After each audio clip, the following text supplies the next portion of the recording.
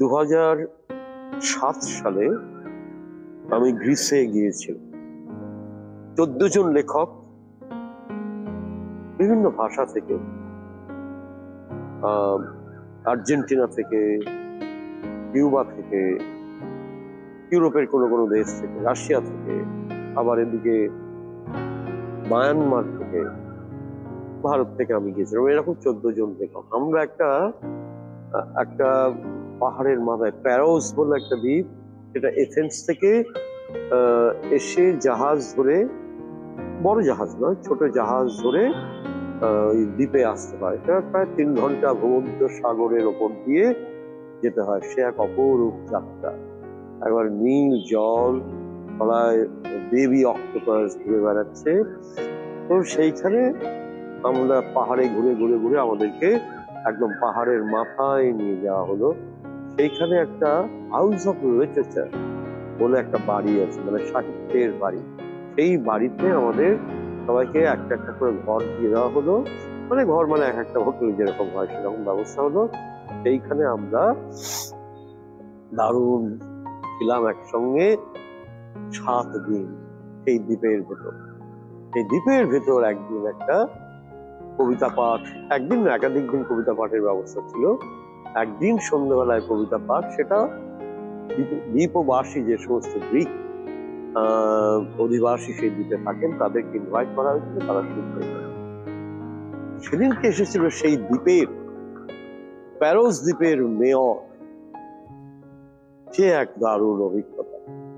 Mayor এলেন, এসে যখন নামলেন গাড়ি থেকে, তখন আমরা সব যারা কবিতা পড়বো তারা মঞ্চে বসে আছি। মেয়র এসে আমাদের মঞ্চে এলেন।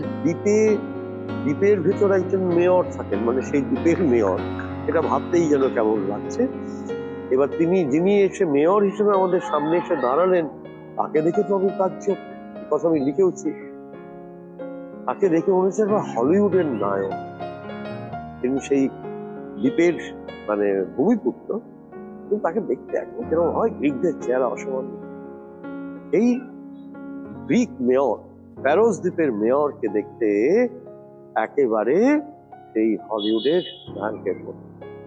এবার আমার সঙ্গে অনেকের সঙ্গে সমস্ত কবিরা যারা কবিতা পড়বেন তাদের সঙ্গে আলাপ হলো, আমার সঙ্গেও আলাপ করিয়ে দেওয়া হলো। তিনি তখন বললেন, oh you are from Bengal, you are from India, from Bengal, Shantiniketan. এইভাবে আঙুল থেকে অবাক। তখন উনি মাইকে গিয়ে বললেন যে আমার খুব ভালো লাগছে যে বাংলা ভাষার একজন কবি আজকে এখানে এসেছেন। আমি আপনাদের রবীন্দ্রনাথ ঠাকুরের একটি কবিতা শোনাব। কি সেই কবিতা? এই কবিতা হচ্ছে উচ্চ জেতা শির। উচ্চ জেতা শির বলেই তিনি শুরু করলেন। আমি তো একেবারে মানে আমার তখন নিজেকেই মনে হলো যে সত্যি চিত্ত জেতা ভয় শূন্য। আমি একেবারে আপ্লুত হয়ে গেলাম। হ্যাঁ, এবং তিনি বললেন যে এই কবিতা আমাকে জীবন দিয়েছে, আমাকে আদর্শ দিয়েছে। আমি আমার ইডিওলজিতে একেবারে ঠিকভাবে সংযত থাকতে পারি। এইরকম একটা গ্রিক দ্বীপের ভেতর বসে রবীন্দ্রনাথের কবিতা শোনা, এবং সেটা বলছেন সেই দ্বীপের একজন মেয়র। এই অভিজ্ঞতা এখনো গায়ে কাঁটা দেয়। এই অভিজ্ঞতা আমি কোনোদিন ভুলতে পারবো না।